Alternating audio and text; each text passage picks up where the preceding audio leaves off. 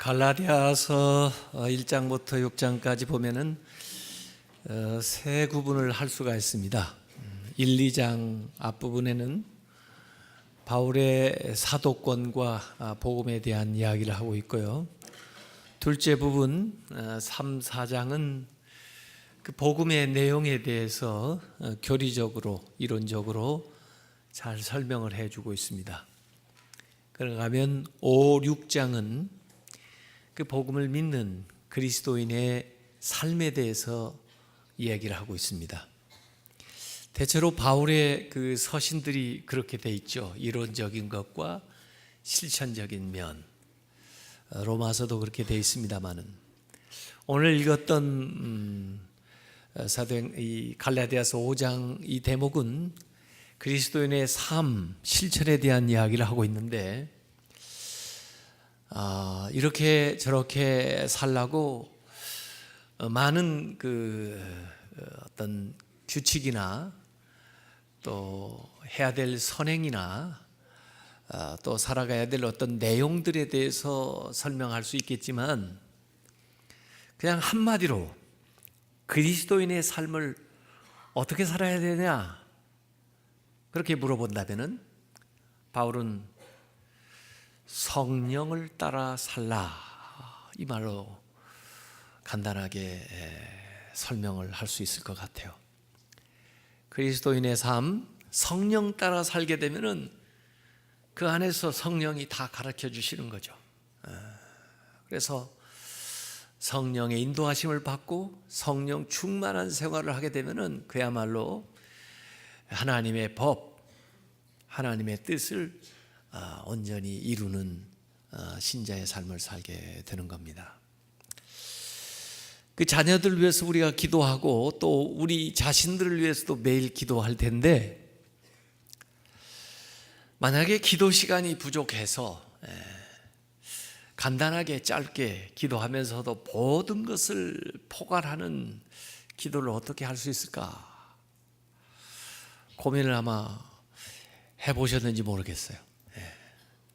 물론 구체적으로 여러 가지 기도 제목을 놓고 기도할 수 있으나 시간상 또는 간단하게 우리의 신앙생활을 위해서 자녀들을 위해서 뭐라고 기도하면 하지 못한 모든 기도까지 다 포괄해서 기도할 수 있을 것 같아요. 뭐라고 해야 될 것 같습니까? 성령 충만하게 해 주시옵소서. 그렇게 기도하면 그 안에 다 들어있는 겁니다. 마치 그 솔로몬이 지혜를 구하니까 그 지혜를 따라 구하지 않은 많은 것들이 온 것처럼 또 엘리사가 엘리야에게 갑절의 영감을 구하니까 그 많은 능력과 기적이 또 그의 모든 사역이 가능했던 것처럼 오늘 교회 시대 성령 시대를 살아가는 우리들은 성령을 구하고 성령을 따라 살게 되면은 그 안에서 모든 것이 이루어지는 것을 믿으시길 바랍니다. 그래서 무엇보다도 성령 충만을 구해야 돼요. 우리 자녀들을 위해서 기도할 때도 성령 충만한 자녀들이 되게 해 주시옵소서. 오늘 하루를 시작할 때도 성령을 따라 성령 충만한 생활을 하게 해 주시옵소서.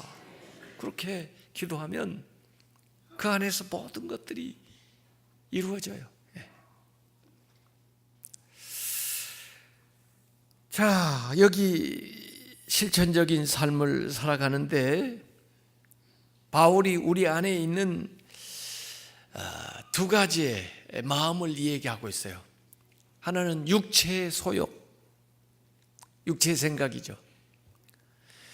그런가 하면 성령의 감동, 성령이 주는 생각이죠.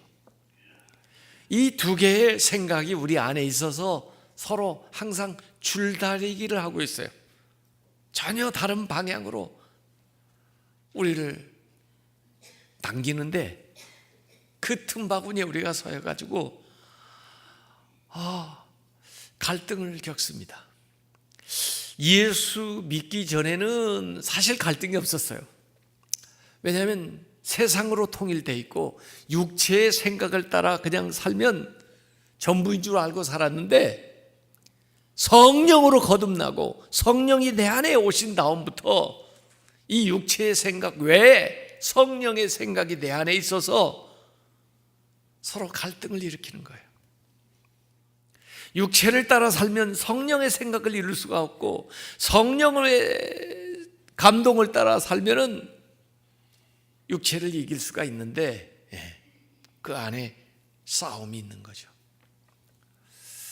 이 싸움은 아마 우리가 하늘나라까지 계속될지도 모르겠어요. 하늘나라 갈 때까지 우리가 믿음이 성장하고 성령 충만한 생활을 해야 이 갈등을 이겨내지, 그러지 않으면 예수 믿으면서도 아니 왜 이렇게 근심이 많은가, 왜 이렇게 마음이 불안한가 하는 그런 생각을 하게 될지도 모르겠습니다. 예수를 믿으면서도 육의 생각을 따라가면은 육에 속한 그리스도인, 어린아이 신자가 되는 것이고, 예수를 믿으며 성령의 뜻을 따라 살게 되면은 성령 충만한 장성한 신자가 되는 걸 믿으시길 바랍니다. 그래서 진짜 신앙생활은 성령의 감동을 따라 살아가야 진짜 신자가 되는 거예요. 사실 이 갈라디아서는 그리스도인의 자유에 대해서 얘기하고 있습니다. 예수 믿게 되면 율법으로부터 자유롭게 된다는 거예요. 그래서 율법주의자들이 얘기했던 그 모든 것으로부터 자유함을 얻게 되는데, 그러나 그 자유가 방종이 되어서는 안 된다. 율법주의자도 온당치 못하지만 무율법주의자가 돼서 자유롭다고 자기 마음대로 살아서도 안 된다 그래요. 그러면 무율법주의자가 되지 않으려면은 또 율법주의자도 아니면서 어떻게 살아야 되나? 성령을 따라 살아라는 거예요. 사실 어떻게 보면 성령만이 우리에게 주어진 유일한 법이에요. 우리의 자유가 방종으로 흐르지 않으려면은 성령을 따라 살아가야 된다는 것입니다. 이게 5장 13절에 형제들아 너희가 자유를 위하여 부르심을 입었으나 그러나 그 자유로 육체의 기회를 삼지 말고 방종하지 말고 오직 사랑으로, 이 사랑을 성령으로 바꿔도 돼요. 오직 성령으로 서로 종로로 되라, 이렇게 되는 겁니다. 그래서 율법주의자는 아니지만 그렇다고 무율법의 그 방종한 생활이 아니라 성령의 이끌림을 받는 삶을 살아간다는 거예요.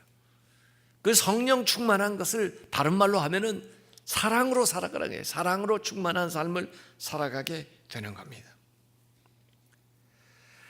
만약에 우리가 육체대로 산다면은 우리의 삶에 어떤 결과들이 나타나느냐? 5장 19절부터 21절까지 죄의 목록이 나와 있습니다. 이것은 육체로 본능적으로 산 것의 결과물들이에요. 음행, 더러운 것, 호색, 우상숭배, 주술, 원수 맺는 것, 분쟁, 시기, 분노, 당짓는 것, 분리, 이단, 투기, 술취함, 방탕, 이런 것들입니다. 15가지가 여기 나와 있습니다만은 사실 시간이 부족해서 그렇죠. 15개뿐이 아니에요. 더 많은 목록들이 나오고 있습니다. 우리가 아침에 일어나서 보는 신문에 나오는 여러 가지 사건 사고들이에요. 텔레비전에 보고되어 있는 많은 일들의 목록이 바로 여기 육체의 일, 육체의 생각을 따라 살아간 결과물들이 나오는 겁니다. 사실 이것은 말이에요, 쓸만한 것이 하나도 없어요. 모두 다 쓰레기들이에요. 이걸 일일이 설명할 것도 없이 우리가 다 아는 것들이에요. 매일 보는 것들이에요. 이건요, 어떤 질서가 없습니다. 그냥 다 제각각 놀아요. 육체의 일은 질서가 없습니다. 질서가 없으니까 혼돈합니다. 혼돈할 뿐만 아니라 공허합니다. 그리고 어둡습니다. 어둠의 일들이에요. 마치 하나님께서 세상을 창조하기 이전에 이 세상이 혼돈하고 공허하고 흑암 가운데 있었던 그 상황이에요. 거기에 하나님께서 빛이 있으라, 빛이 드러나면서, 이 빛은 예수 그리스도인데, 이 빛은 성령께서 우리에게 임하시는 불인데,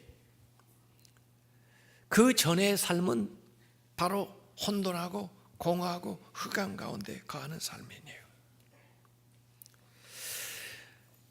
이 세상에서도 이렇게 살지만 더 문제는 하나님의 나라를 유업으로 받을 수 없다는 거예요. 하나님의 나라를 유업으로 받을 수 없다는 것은 하나님 나라에 들어갈 수 없다는 거예요.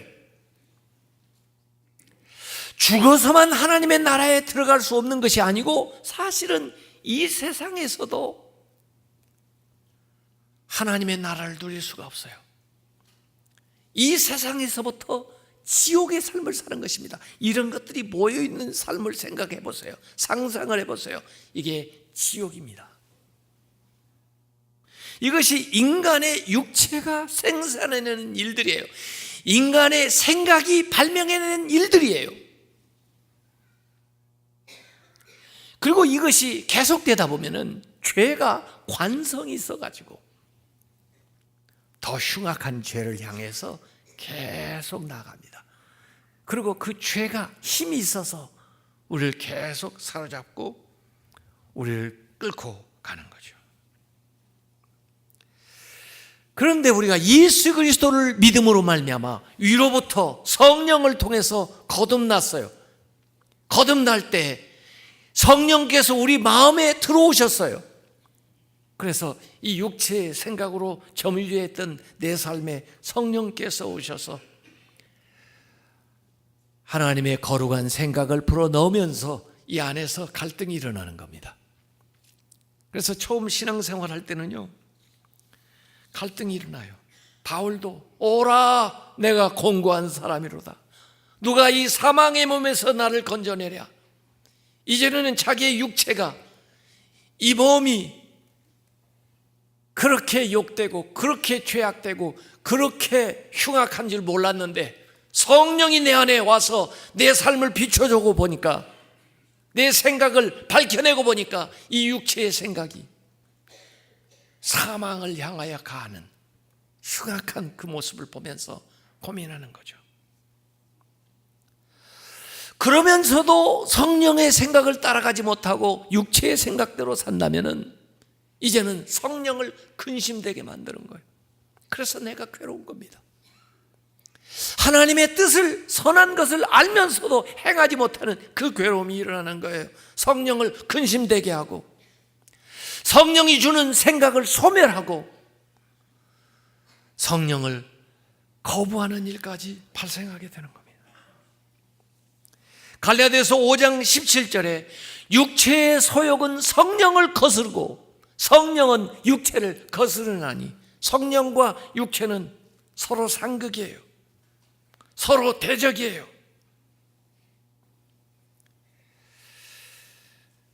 그래서 성령을 따라 살지 않으면 육체로 살 수밖에 없어요.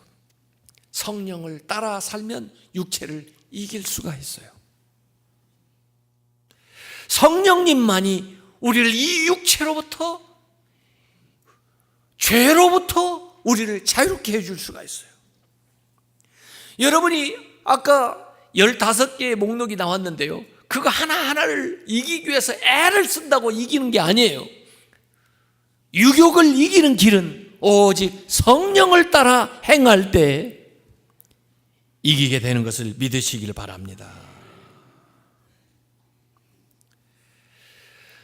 여러분, 성령을 받았다 할지라도, 성령께서 주시는 은사를 우리가 받았다 할지라도 성령을 따라 살지 않으면, 계속 성령으로 충만하지 않으면 그 성령의 은사가, 성령의 능력이 우리 삶에서 소멸돼요. 삼손을 보세요. 그가 받은 능력도 컸지만은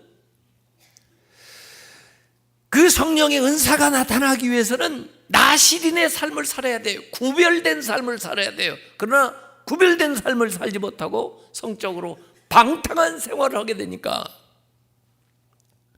그에게 주어졌던 성령의 은사들이, 능력이 사라지는 거예요.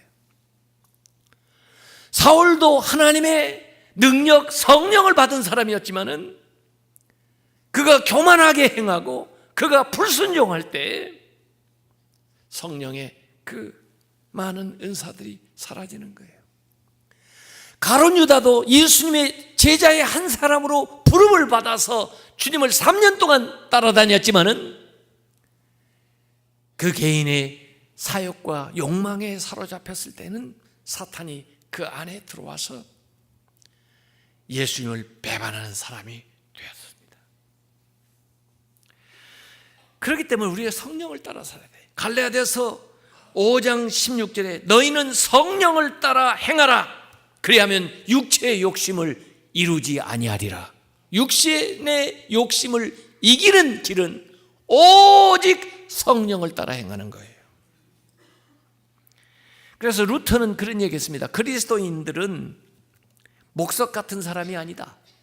그리스도인들은 어떤 것에도 감동받지 않고 어떤 욕망이나 육체의 욕구를 느끼지 않는 그런 무감각한 사람이 아니라는 거죠. 그리스도인은 유혹을 받기도 하고 감동을 받기도 한다는 거예요. 그리스도인들도 사탄의 유혹을 받을 수도 있고 성령의 감동을 받을 수도 있다는 거예요. 우리가 성령 안에 성령의 감동을 따라 살아가는 것을 배울 때만 사탄을 이길 수가 있는 거예요. 육체의 유혹을 이길 수가 있는 거예요. 그래서 루터는 이렇게 얘기했습니다. 성령을 따라 행한다는 것은 사람이 육체를, 그 옛사람을 죽이는 것인데 곧 하나님 외에 모든 것을 버리며 심지어 자기 자신을 버리는 것이다. 그것은 죽음도 죽음의 친구들을 두려워하지 아니함이며 허탄한 세상 쾌락과 그것으로 말미암은 부패하고 더러운 열매를 내어버림이며 이 세상의 모든 좋다는 것들을 버리고 그 대신에 고난을 취하는 것이다. 이것은 우리의 본성의 특징이 아니라 우리 속에 계신 성령님의 역사이다. 때로 여러분이 편안한 길을 놔두고 성령이 인도하시는 걸 따라서 어려운 길인데도 수고를 감내해 가면서 헌신한 적 있습니까? 이것은 여러분의 육신의 생각이 아니고 성령의 역사입니다. 여러분이 때로는 남이 칭찬하지도 않고 남이 알아주지도 않는데 그 일에 헌신하고 여러분의 물질과 시간을 들여서 애쓴 적 있습니까? 그것은 여러분의 육신의 열매가 아니고 성령께서 역사하신 것입니다. 우리가 신앙생활이 성장한다는 것은 이렇게 성령이 나를 주도해 주시는 거고 성령의 의탁에서 살아가는 거예요. 과거에는 내가 주도하고 내가 경영하는 삶을 살았다면 이제는 성령님이 나를 주도하는 삶으로 바뀌어 나가는 겁니다. 그래서 요한복음 21장 18절에 그동안 예수님을 따랐던 제자 베드로에게 예수님께서 네가 젊어서는 지금까지는 스스로 띠띠고 자기 주도로 원하는 곳으로 다녔지만은 늙어서는 성령 받게 되면 믿음이 성숙하게 되면은 너의 팔을 벌리리니 남이 성령이 너에게 띠를 띄우고 원하지 않는 곳까지도 데려가리라. 우리의 노력이나 우리의 행동이 신앙생활이 아니고 성령을 따라가는 것이 신앙생활이에요. 제가 어느 곳이든지 이렇게 집회를 가면요, 그분들에게 문안 인사를 가르쳐요. 오늘 여러분 어떠십니까? 하면 좋습니다 이렇게 하게 하고, 그 다음에 서로 제가 인사하라고 인사를 가르쳐 줍니다. 서로 한번 그렇게 따라서 인사를 한번 해보세요. 사탄이 참 싫어하게 생겼네요. 하라니까 왜 안 해요? 옆 사람한테 해보라니까. 사탄이 참 싫어하게 생겼네요. 요게 칭찬이에요? 사탄도 좀 나를 좋아했으면 좋겠어요?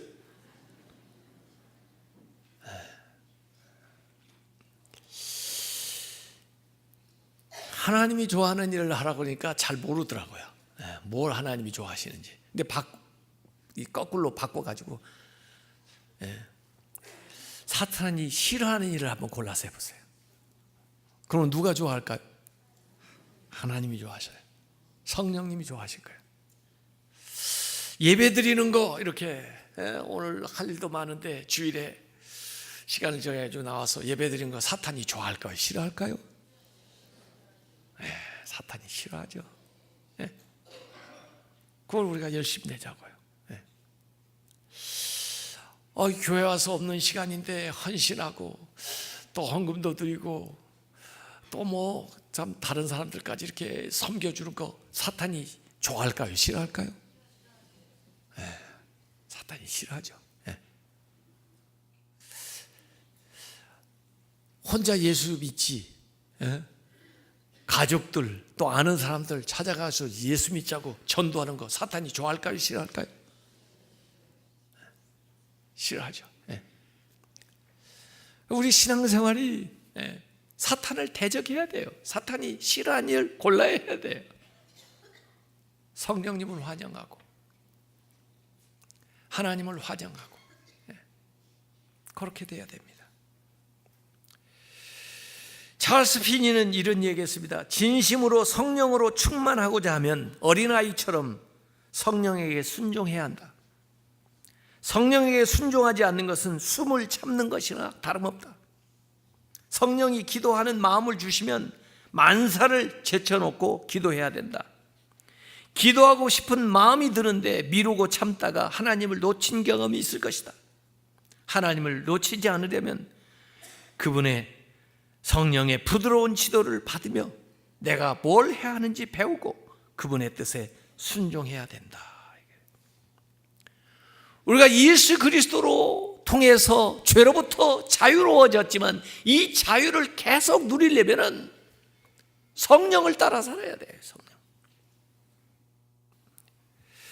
세상에 종교의 자유, 언론의 자유, 정치의 자유를 누린다고 하는데 내면의 자유를 누리지 못한다면 참된 자유가 아니에요. 내면의 자유는 성령에 달려 있어요. 성령만이 우리를 죄로부터 자유롭게 하고 성령만이 우리를 거룩하게 만드시고 성령만이 하나님의 법을 완성할 수 있게 해주시고 성령만이 우리의 삶에 의의 열매가 열리도록 우리를 인도해 주시는 거예요. 그래서 오늘 성령께서 하셔서 나타나는 열매를 거기에 9가지로 설명하고 있어요. 앞에 육체의 일들 15가지는 무질서하게 흩어져 있었지만 이 성령의 열매 9가지는 아주 질서정연하게 셋씩 나눠가지고 설명이 되어 있어요. 먼저는 사랑, 희락, 화평이에요. 사랑, 희락, 화평은 하나님과의 관계성 속에서 하나님을 통해서 위로부터 내 삶에 들어오는 하나님의 성품이에요. 이 사랑은 인간의 사랑이 아니에요. 하나님의 사랑이에요. 하나님의 사랑이 나를 통해서 나타나는 거예요. 희락, 세상에서 얻는 즐거움이 아니에요. 하나님이 주시는 즐거움이에요. 평화, 세상에서 주는 평안이 아니에요. 하나님이 주시는 평강이에요. 이것은 비록 물질이 부족해도 또 심지어 바울처럼 감옥에 갇혀 있는 상황이 된다 할지라도 성령께서 주시는 이 기쁨, 이 평안, 이런 것들이 하나님과의 관계성 속에서 성령님을 통해서 나에게 임하는 거예요. 그런가 하면 두 번째 나오는 세 가지는 내 내면에서 자라가는 성품의 열매들이에요. 오래 참음, 자비, 양선이에요. 내 내면에 서두르지 않으면서 참는 인내심이 생겨요. 어렵고 가난하고 힘든 사람들을 불쌍히 여기는 자비로운 마음이 생겨요.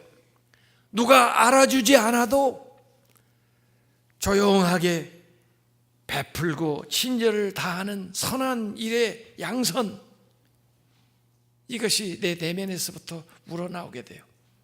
그러고 나면 밖으로 표출되어 나오는 것이 나머지 세 가지예요. 충성, 온유, 절제. 충성은 정직하고 신뢰할 수 있는 삶을 살아가는 거예요. 온유는 나약한 것이 아니라 주어진 힘을 분명한 방향을 향해서 바르게 향해 나아갈 수 있는 삶을, 통제된 삶을 살아가는 온유예요. 절제는 자기가 훈련이 된 거예요. 자기를 부인할 수 있는 거예요.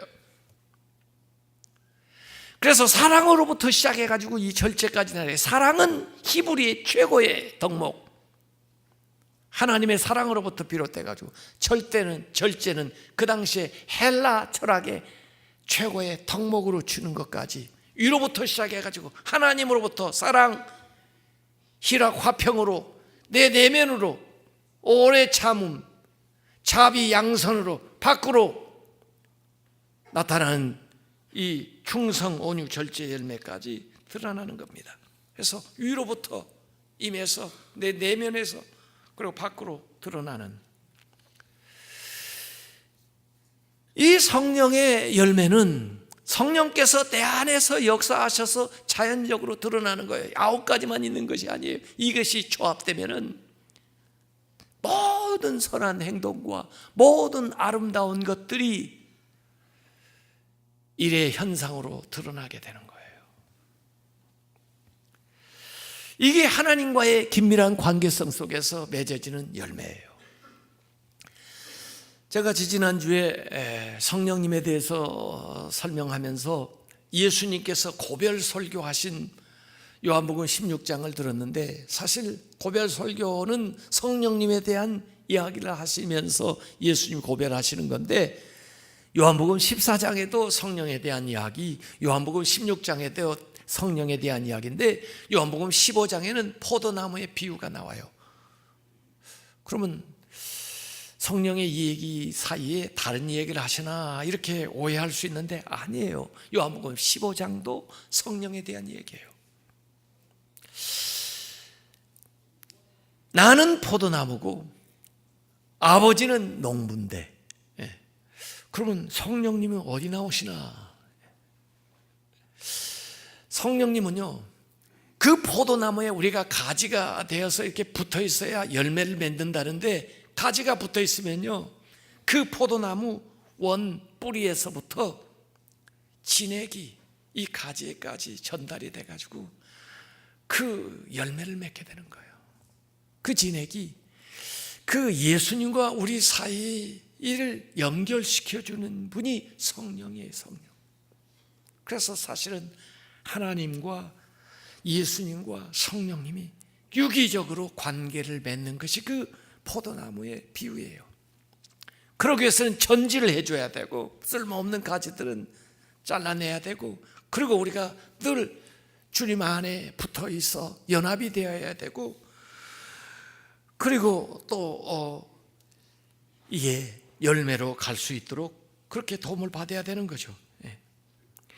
사실 이 포도나무 비유도 잘 생각해 보면은 아름답고 풍성한 열매를 맺기 위해서 그냥 방치하고 놔두면은 아무리 좋은 씨앗이라 할지라도 그런 좋은 열매를 맺을 수가 없어요. 채소도 그렇고 아름다운 화초를 가꾸는 것도 그렇고 또 이 과실나무도 그렇고 끊임없이 인간이 돌봐줘야 거기서 아름다운 걸 피우는 거예요. 그냥 방치하면 뿌리지도 않았던 가라지들이, 잡초들이 자라가지고 그 열매를 막고 그 아름다운 것들을 다 가리게 되는 거예요. 누가 그 가라지를 심었을까요? 사탄이 와서 심고 가죠. 내가 모르는 사이에. 자연적으로 해서 잘 되는 게 없어요. 아이들도 태어나서 보니까 말이에요, 계속 끊임없이 훈련을 시키더라고요. 배변 훈련도 시키죠. 잠자는 훈련도 시키죠. 먹는 훈련도 시키죠. 좋은 습관, 이걸 형성해 줘야 돼요. 돌봐줘야 돼요. 우리 신앙생활이 잘 되기 위해서는 돌봐줘야 돼요. 하나님과의 관계, 예수님과의 관계성 속에서 성령님이 우리 안에서 유기적으로 그 과정 속에서 계속 그 관계를 건강하게 유지시켜 나아가야 거기에서 아름다운 열매를 맺게 되는 거예요. 저는 산상수훈, 예수님이 하신 마태복음 5장, 6장, 7장의 핵심적인 구절을 마태복음 7장 17절로 보는데, 그 마태복음 7장 17절에 이렇게 나옵니다. 이와 같이 좋은 나무마다 아름다운 열매를 맺고 못된 나무가 나쁜 열매를 맺나니, 좋은 나무가 나쁜 열매를 맺을 수가 없고 못된 나무가 아름다운 열매를 맺을 수 없느니라. 지금 이 산상수훈을 예수님이 하시는 목적은 뭐냐면 좋은 나무 되라는 거예요. 우리는요, 좋은 열매를 구하지만은 예수님은 그 전에 좋은 나무가 되라는 거예요. 좋은 나무가 되면 열매는 따라온다는 거예요. 그래서 성품의 복부터 얘기해요. 애통하는 자는 복이 있나니, 심령이 가난한 자는 복이 없나니. 존재의 복을 받으라 해요. 우리가 존재의 복을 받기 위해서는 성령 충만한 삶이 되어야 되는 겁니다. 그래야 거기에서 여기 9가지 성령의 열매뿐만 아니라 그것이 조합해서 만들어내는 수없이 컬러풀하고 수없이 다양한 풍성한 열매를 맺게 된다는 겁니다. 내가 하나님의 나라에 가기 위해서는 이 세상에서부터 하나님의 나라가 나한테 와야 돼요. 하나님의 나라가 나한테 오려면 내 나라가 가야 돼요. 내 나라는 내 뜻대로 내 육체를 따라 살던 것이 내 나라예요. 나의 왕국이 가지 않으면 하나님의 나라가, 하나님이 통치하는 나라가 내 안에 들어올 수가 없어요. 육체를 따라 살게 되면 하나님의 나라 유업을 받지 못할 뿐만 아니라 이 세상에서도 하나님의 나라를 받아낼 수가 없어요. 내가 왕노릇하든 내 육체가 왕노릇하든 내 나라가 가야 하나님의 뜻이 이루어지는, 하나님의 나라가 이루어지는데 그것이 성령을 따라 살아가는 거예요. 그래서 오늘 다시 갈라디아서 5장 24절, 5절, 6절에 바울은 강조해서 정리를 해주고 있습니다. 우선 5장 24절에 그리스도 예수의 사람들은 육체와 함께 그 정욕과 탐심을 십자가에 못 박았느니라 그랬습니다. 이 육체를 십자가에 단단히 못을 박아야 된다는 거예요. 예수 그리스도가 우리의 죄를 위해서 십자가에 못 박혀 돌아가셨지만 그 십자가에 우리의 죄와 욕심과 과거의 모든 삶을 같이 못 박아야 된다는 거예요. 여러분의 육체의 소욕이 마음속에 일어날 때 분명히 그 육체에 선언하십시오. 너는 이미 십자가에 못 박혔다. 너는 죽었다. 너는 나의 삶에 아무 고난이 없다. 그렇게 선언해야 됩니다. 사탄이 충동질할 요소들, 내 마음에 있는 육체, 정욕, 탐심, 교만, 이런 것들이 항상 내 안에 있어서 나를 충동질하는데 이것을 십자가에 다 못 박아야 된다는 겁니다. 그 뭐 빼지 마세요. 단단히 박아두세요. 그리고 25절에 만일 우리가 성령으로 산다면 성령으로 행할지니 모든 일에 오직 성령으로 살아야 된다 하는 걸 얘기해요. 성령을 앞세우세요. 성령께서 주시는 생각을 따라 순종하세요. 성령의 인도함을 따라 성령과 발을 맞추어 살아가는 삶을 살아야 된다는 거예요. 그 다음에 마지막 26절에 헛된 영광을 구하여 서로 노엽게 하라. 서로 투기하지 말지니라. 헛된 영광, 세상적인 영광이에요. 자신의 영광이에요. 그걸 구하려고 하니까, 그렇게 살다 보니까 노엽고, 그리고 서로 투기하고, 심지어 미워하고 죽이고, 그렇게 되는 거예요. 헛된 영광. 세상의 사람들이 전부 그것 때문에 유혹을 당합니다. 사실 예수님도 이 광야에서 시험을 받으셨는데요, 그것이 세상의 욕망을 구하라는 거예요. 물질, 무력, 또는 인기, 권력, 이런 것들이에요. 그런데 예수님이 그것을 이길 수 있었던 것은 성령에 이끌려 시험을 받으러 가셨어요. 성령에 이끌림을 받기 때문에, 성령이 이끄시기 때문에 성령으로 예수님께서 그 모든 유혹을 이긴 걸 믿으시기 바랍니다. 헛된 영광을 구하는 것은 육체의 생각이에요. 자, 요새도 이 청문회 보면서 우리가 그들은 과거에 지난 사실이었던 것들이 이렇게 드러나요. 그리고 세상에 이렇게 정말 깨끗한 사람이 없나 하는 생각이 들 정도인데, 육체의 생각은 항상 그렇습니다. 헛된 영광과 반대되는 게 뭐예요? 하나님의 영광이에요. 하나님의 영광. 하나님의 영광을 위해서 살아간다는 것은 우리 인간의 본분이고, 인간의 사명이고, 인간을 만드신 하나님의 목적인데, 어떻게 하나님의 영광을 위해서 살아요? 육체로는 못 살아요. 성령을 따라 행할 때 하나님의 영광이 나타나요. 성령을 따라 살아갈 때 하나님께 영광을 돌리고 하나님의 나라가 이루어지고 하나님의 뜻을 행할 수가 있는 것이에요. 헛된 영광을 구하면 아까 15개 목록에 나온 것처럼 여기 노여움과 투기가 나와요. 또 앞에도 탐심, 정욕, 이런 것들이 나와요. 그러나 하나님의 영광을 위해서 살게 되면은 성령의 9가지의 열매 같은 것들이 우리의 삶에 드러나게 되는 거예요. 이게 헛된 영광을 위해서 육체의 생각을 따라 살아가지 말고 하나님의 영광을 위해서 성령께서 이끄시는 삶을 살아가시길 바랍니다. 헛된 영광은요, 세상과 함께 없어질 거예요. 이 육체와 함께 사라질 거예요. 그러나 하나님의 영광은 영원하고 하나님 나라에서 기억되는 거예요.